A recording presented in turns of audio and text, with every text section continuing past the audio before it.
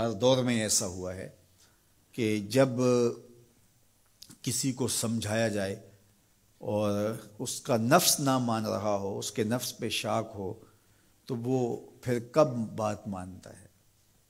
جب میرے حضور نے لوگوں کو سمجھایا کہ تم غلط راہوں پہ ہو تو وہ ماننے کے لیے تیار تھے، لیکن کیا یہ کہہ کے راستہ فرار کا اختیار کیا گیا کہ یہ دور نہیں رہا کہنے کا ٹھیک ہے اپنی مرضی جائیں جہنم میں؟ کہا نہیں، تم مانو نہ مانو میں تمہاری دہلیز تک پہنچ کے اللہ کا پیغام پہنچاؤں گا۔ تو کیا آج اگر کوئی بچہ ہمارے پہ ناراض ہو جاتا ہے سختی کرنے کی وجہ سے، تو اس کی ناراضگی کے ڈر کی وجہ سے اس کو ہم نہیں کہیں گے؟ تو ایسا نہیں ہوتا۔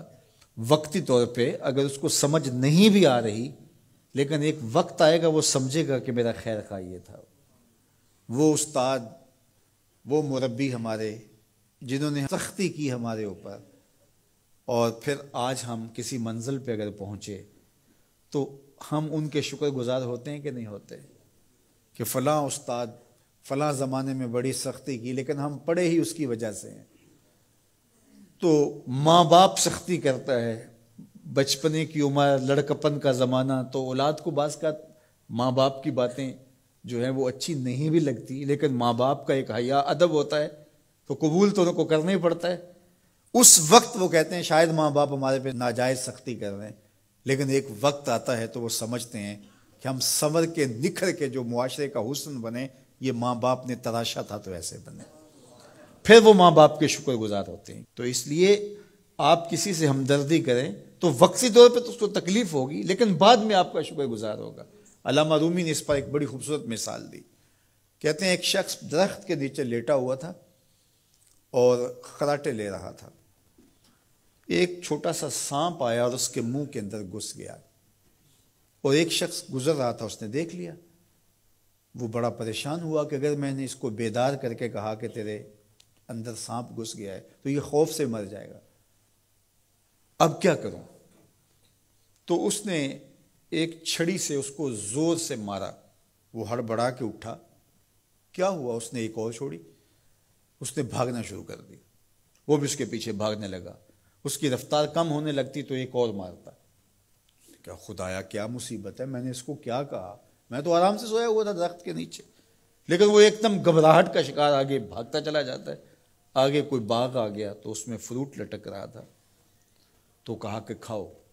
عجیب آدمی ہے، مارتا ہے اور کہتا ہے کھاؤ۔ اس نے کھایا، کہا اور کھاؤ۔ اس نے کہا بابا بس میری بس ہو گئی، کہا نہیں اور کھاؤ۔ اس نے اور کھایا۔ ساتھ جو ہے وہ پانی کا کنواں تھا، کہا یہاں سے پانی پیو۔ اس نے تھوڑا سا پانی پیا، اس نے زور سے ڈنڈا مارا، اور پیو۔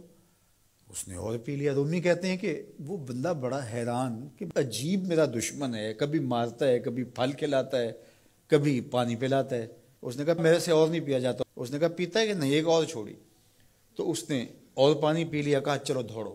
جب بندے نے کچھ کھایا ہو تازہ تازہ اور دوڑے تو پھر جو حالت ہوتی ہے وہ آپ سے مخفی نہیں ہے۔ تو پھر دوڑنے لگا، تو آگے جب گیا تو کوئی ٹھوکر لگ گئی۔ پانی پیا تھا بھرپور اور فروٹ کھایا تھا، اور پہلے بھی دوڑ بھاگ کے آیا تھا، اب بھی دوڑنا شروع کر دیا، اور پیچھے سے جو ہے وہ ہاتھ میں ڈنڈا پکڑا، اور وہ رحم کاری نہیں رہا۔ تھوڑا سا ڈھیلا ہونے لگتا ہے تو زور سے مارتا۔ دوڑتے ہو کہ نہیں دوڑتے؟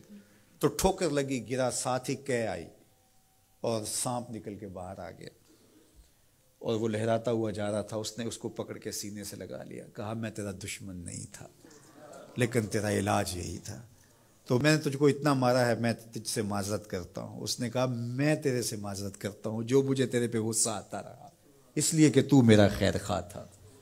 جب حقیقت سامنے آتی ہے تو پھر پتہ چلتا ہے کہ کون کسی کا خیر خواہ ہے اور کون کسی کا دشمن ہے۔ اس لیے خیر خواہی کے جذبے کے ساتھ، الدین والنصیحہ، دین ہے ہی خیر خواہی۔